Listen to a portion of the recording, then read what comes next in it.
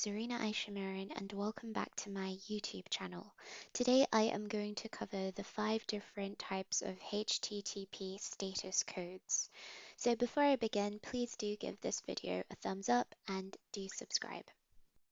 So the first range would be the 100 range, which we will go through. And what it basically means is, hey, we have received your request.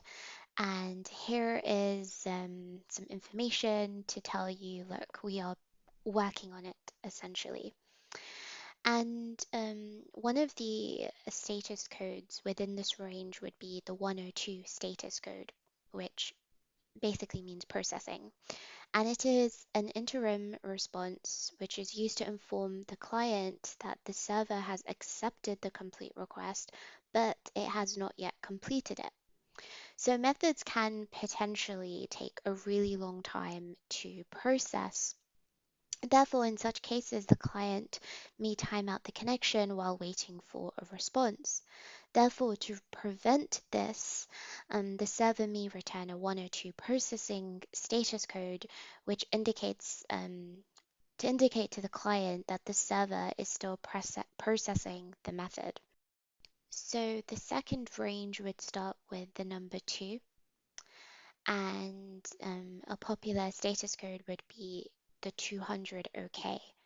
And what this range basically means is the action was successfully received, understood, and accepted. The third range would be the range starting with the number 3.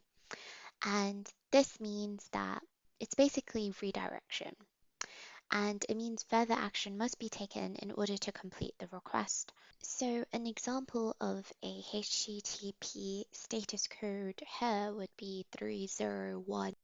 So basically what that means is the requested resource has not been modified since the last time you accessed it. So every time you hit refresh, you're going to get the same content. Okay, so now we are going to go through the 400 range, which means client error, so the request contains bad syntax or it cannot be fulfilled. So 2 popular status codes. One would be 403, which means forbidden. In other words, the server understood the request, but it refuses to authorize it. So it could be that the authentication credentials which you provided are not correct, so you would need to provide some different credentials. The second status code that is very popular is 404, not found.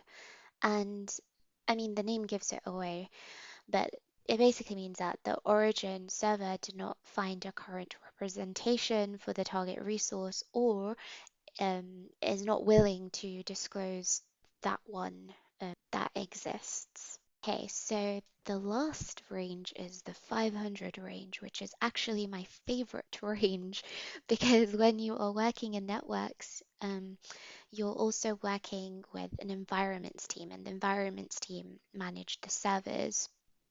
And the 500 range basically means it's a server error. So whenever you do troubleshooting, you can say, hey, guys, the server failed to fulfill an apparently valid request. In other words, fix it. I probably just gained a lot of haters. So we have the 500 status code, which essentially means it's an internal server error.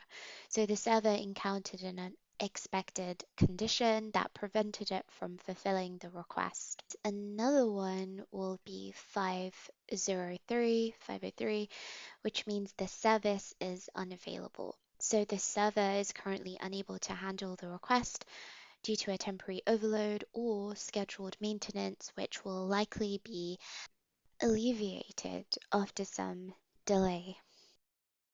Okay, so that was the full range, although I didn't go through, obviously, all of the HTTP status codes, otherwise we would literally be here all day.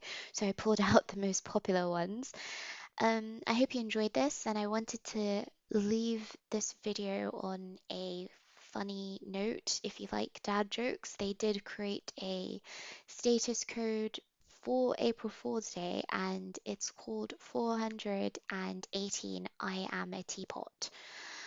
Yes, it's interesting. And so the 418 I'm a teapot client error response code indicates that the server refuses to brew coffee because it is permanently a teapot. Yeah, so they basically just created that for April Fool's Day. It's a dad's joke. I hope you enjoyed this video. If so, please like, subscribe, and leave your comments down below. Okay, thanks. Bye.